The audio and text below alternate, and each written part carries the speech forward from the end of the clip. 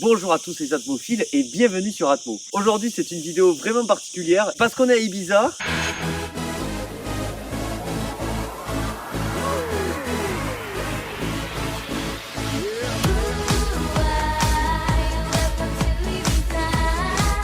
Et parce qu'aujourd'hui on va essayer ceci. Alors mais qu'est-ce que c'est ce truc?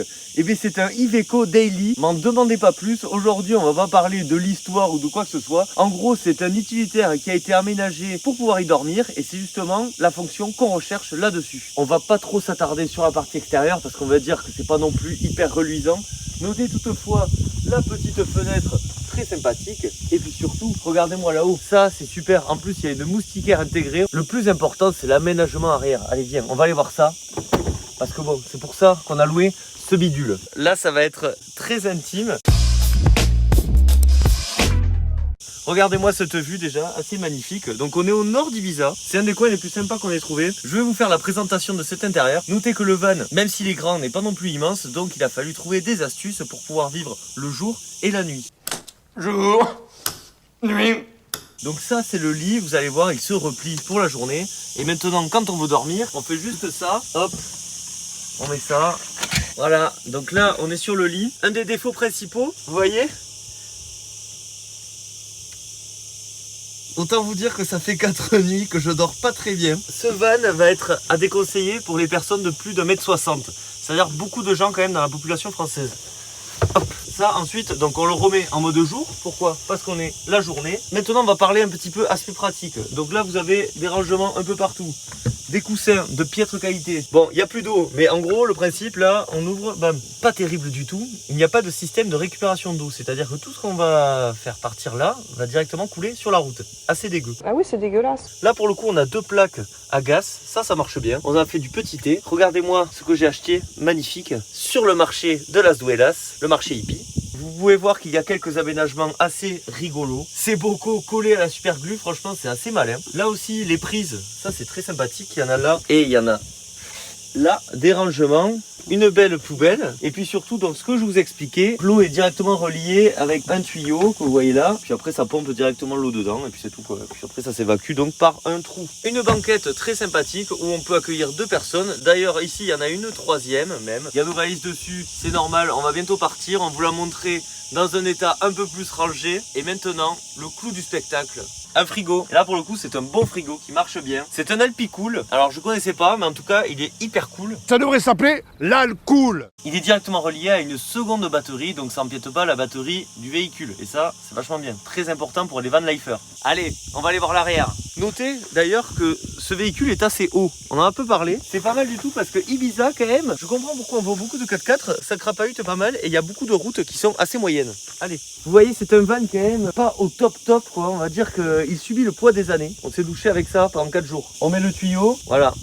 Et après si on veut plus de pression, on pompe. C'est pas une vraie douche, mais c'est sympa quand même. En solution de repli, et puis quand il fait chaud comme ici, je sais pas si c'est les atmophiles récurrents de la chaîne qui vont regarder ça, ou bien des van lifers. Dans tous les cas, n'hésitez pas à me le dire dans l'espace des commentaires. La douche, c'est vraiment un incontournable, et en plus de ça, c'est pas très cher. Et ça, c'est Decathlon qui l'a fourni pour un prix assez dérisoire. Ça, très important, on a chacun notre petit masque. Donc ça, c'est pareil, c'est Decathlon, et c'est génial. On a snorkelé tous les jours. D'ailleurs, avant la conduite de ce véhicule, on va aller snorkeler une dernière fois. Donc ça c'est la partie un petit peu sous-marine on va dire. Et ça bon il y a des choses à sécher, c'est la van life. Mais sinon il y a une table assez moche mais finalement assez fonctionnelle. Les pieds de table. Et puis bon ce van quand même, si vous voulez louer celui-ci sur Ibiza, je sais pas si je peux vous le conseiller. Parce que vraiment ok il est bien équipé mais sur le papier. C'est à dire qu'on va avoir ok deux chaises. Par contre l'une est plus haute que l'autre. Elles sont dans un état assez vétuste. Les parasols c'est pareil, il y en a deux. Il y en a un il est complètement explosé. L'autre marche à peu près mais pas totalement. C'est un petit peu tout comme ça. Là on avait plein de gel douche, de shampoing et au final tout était quasiment vide. On va parler prix 2 secondes. Ce van on l'a loué 540 € pour 4 jours. Combien? Ça pique un petit peu pour ne pas dormir complètement bien à l'arrière, pour avoir des équipements pas non plus totalement neufs. On va dire ça comme ça. Mais malgré tout, c'est un des vans les moins chers que nous avions trouvé parce que sinon ça devient très très cher. Et puis les hôtels, c'est une galère, je vous raconte même pas les atmophiles. Voici le semi-remorque. Alors là, on a l'impression que c'est hyper haut et c'est vrai. Et en fait, Le siège il est un peu...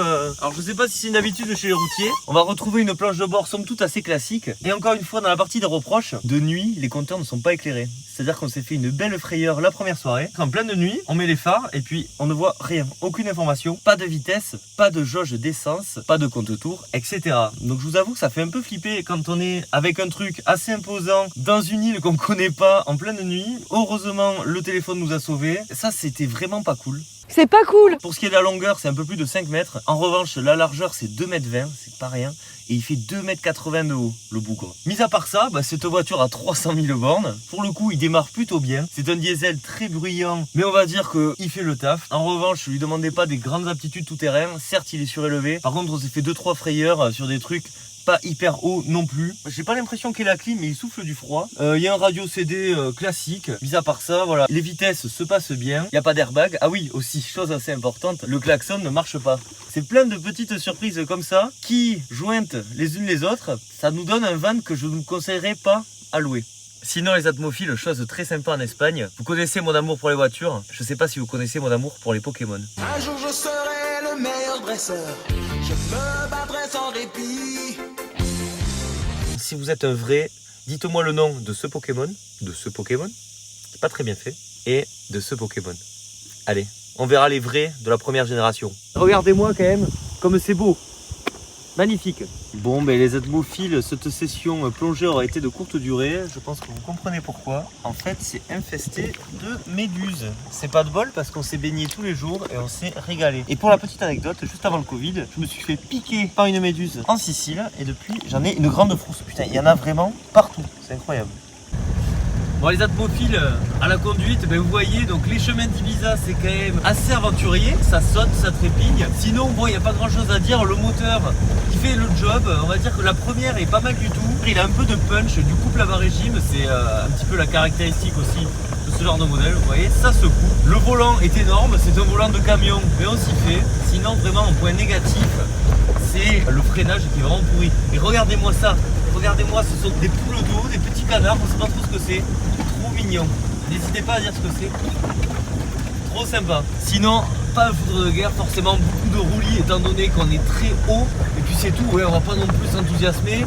Il fait le boulot. Il a une boîte 6 vitesses, dites-vous, assez incroyable. Et aussi, parce qu'il est quand même assez vieux, mais il a la direction assistée et les vitres électriques. Et ça, c'est pas mal du tout. Les atmophiles, je vais pas faire plus long, cette vidéo n'était pas à proprement parler un essai comme d'habitude, beaucoup moins travaillé, il n'y a pas de script, c'est vraiment à l'impro. C'était aussi pour vous montrer un petit peu ce cadre très sympathique. Si la vidéo vous a plu, n'hésitez pas à liker, à commenter et à partager. Pensez à l'abonnement, ça fait plaisir, vous êtes de plus en plus nombreux, je vous remercie énormément. Le plus important c'est quoi? C'est de prendre soin de soi, prenez soin de vous. C'était Atmo, je vous dis à la prochaine, bisous, ciao.